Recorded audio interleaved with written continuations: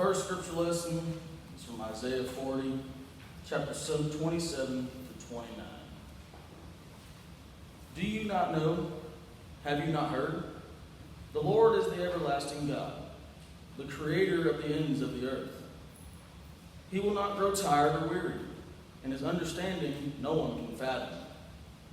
He gives strength to the weary and increases the power of the weak. How I wrestle with faith is within the sports that I play. No matter if that sport is competitive or just a pickup game with some friends. Sports keep many things off my mind, and it's the place I feel most comfortable. When people make you upset, tell you that you're not good enough, continually bring you down, or always hold doubt or grudge on you, we tend to find a comforting place to resolve those issues. For me, that comforting place was the basketball court or a baseball diamond. When I play sports, the outside world goes away, and I don't focus on the negativity that life can bring. Other times, we have a person or a group of friends that will always listen and talk about our problems, to get our mind off of those situations, to help us put them behind us and help us move forward in life without looking back. People don't always know how to wrestle with faith, and that's okay. If you put the people around you in your circle that you can trust and can count on, it makes life a whole lot easier rather than trying to find the easiest solution or trying to find someone that will take time to listen. The people that listen the most when you are struggling or going through the hard times are the true friends that everyone needs to put around them. One person that I know I can count on, and I know that she will always listen to what I have to say, is Victoria Stormer. I've known Victoria since kindergarten, and there's not a better friend that I could ever ask for. She always knows the right thing to say and always gives the best input. No matter if what she tells me isn't what I want to hear, I know that what she's telling me is right, and I just sometimes need to take that advice and move on from what happened. She is someone that I've looked up to, and she has made a huge impact on who I am today. So for that, Victoria, I want to say thank you. How do we wrestle with faith? That's a big question. Wrestling with faith is certainly not easy, but we have to be okay with not always having the right answers. Some question answers are simply beyond our understanding. It's critical to use our minds in conjunction with our hearts. Faith is a part of what makes us human. At many times, faith can be hard for all of us. One of my favorite quotes is from the movie A League of Their Own. Things are supposed to be hard. If it wasn't hard, everyone would do it. The hard just makes everything great. Not only is faith hard, but it also shouldn't be measured by any human, because that defeats the purpose of what believing in what we want to believe in. Faith is different in every human, and not all of us are going to have all the answers, but we will have each other. Having this church throughout my life has made me a better person.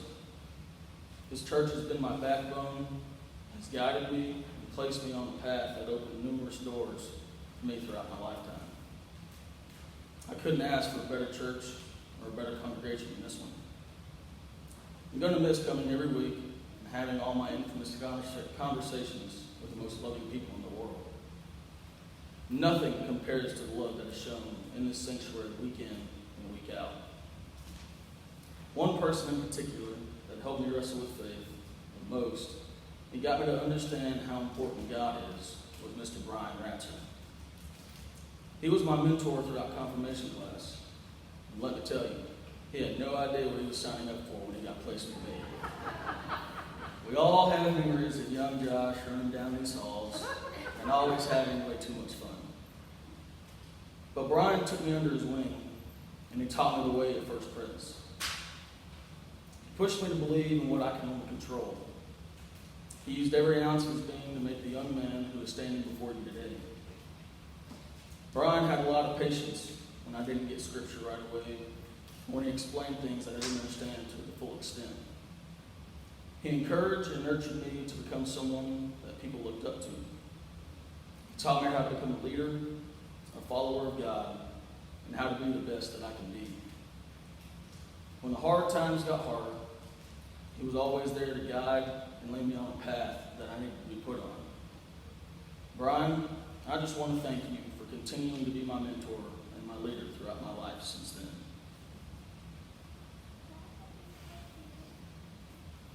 Another person that comes to mind when I think about wrestling with faith is my grandfather, Gaylord Edwin. Sorry. He was the kindest, most warm-hearted, open-minded, caring, and loving man I've ever known. He taught me everything there was to be an Edling, and there's not a day that goes by that I don't think about it. How much I wish I could have him. I'm thankful for everything that he did for not only my family, but for me as well. He always told me that no matter what you do, and no matter who you put in your life, God comes first. I think that's the true answer to the question, how do you wrestle with faith? If we look back at Isaiah 40:29, it says, "Give strength to the weary and increases the power of the weak." If we put God before everything, during our highest highs, and especially at our lowest and most vulnerable times, life simply becomes easier. Every single one of you in this church has made a huge impact on my life. I wouldn't be where I am today without your love, support, encouragement, and prayers. I will always be forever grateful. First Pres Mesquite will always have a special place in my heart. Thank you. We could please stand and sing verse 2 of How Firm a Foundation.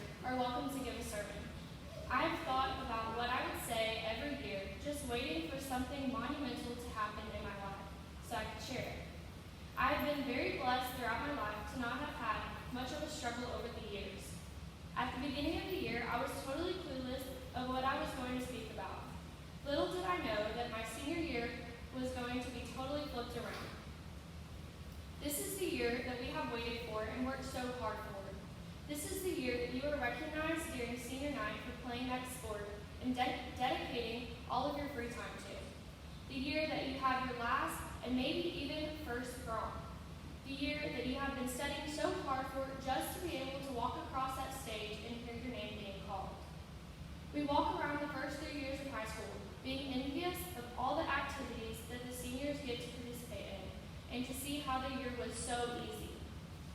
The time was finally happening for us. It was senior year, and to make the most of the memories we had left, my friends and I decided to plan a spring break trip to Broken Bow, Oklahoma.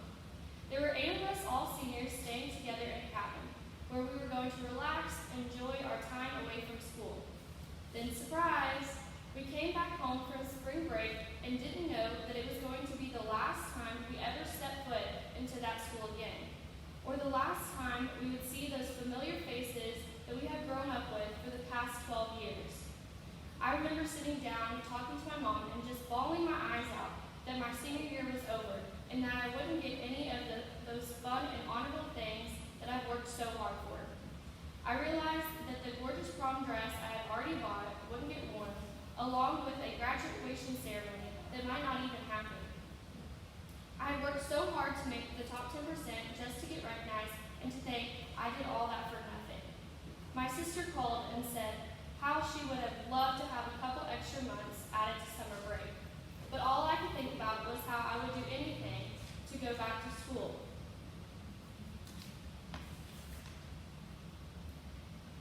I was really questioning God and wondering why now? Why me? Why this year? Disappointment can make us feel isolated, alone. We can cry out, nobody knows what I'm going through, but that is not true. God knows. Not only does he know, but he is going through it with you. Like the scripture I read before, lean not on your own understanding. I was only focusing on the things that weren't working out for me. I was not thinking about the people that are getting sick and dying from this horrible virus, or even the people that are losing their jobs. Everything we know in life will probably never be the same. We can't hug a friend or family member.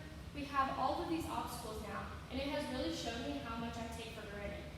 I wasn't even considering the fact that I was able to play my last volleyball season. We got to go to the playoffs and enjoy senior night, whereas others that played spring sports didn't have the same opportunity that I did. Their season was completely taken away from them. It is so easy to sit there and pity yourself whenever something doesn't go your way. We have to trust in the Lord with all of our heart, and he will show us his plan, which is far greater than ours. Since I had plenty of time on my hands, I began to pray more and deepen my relationship with the Lord. He then showed me that even though I didn't get a senior prom, I did get an amazing mom, who then gathered with some other moms and helped to make our own little backyard prom, which was far more enjoyable than a real prom. I made so many more memories and got to wear that expensive prom dress, thanks Dad. I was also able to graduate at the new Globe Life Field and still got to be honored for my academic achievements. That was so much better than graduating at the original location. It might not have happened the way I planned it, but who can say they have graduated at a brand new MLB stadium? Looking back now, I know that everything happens for a reason. As I've said before, his plans are and will always be far greater than we can imagine. I want to thank God for always allowing this to happen in my life, so it could teach me not to take things for granted and to be flexible when his work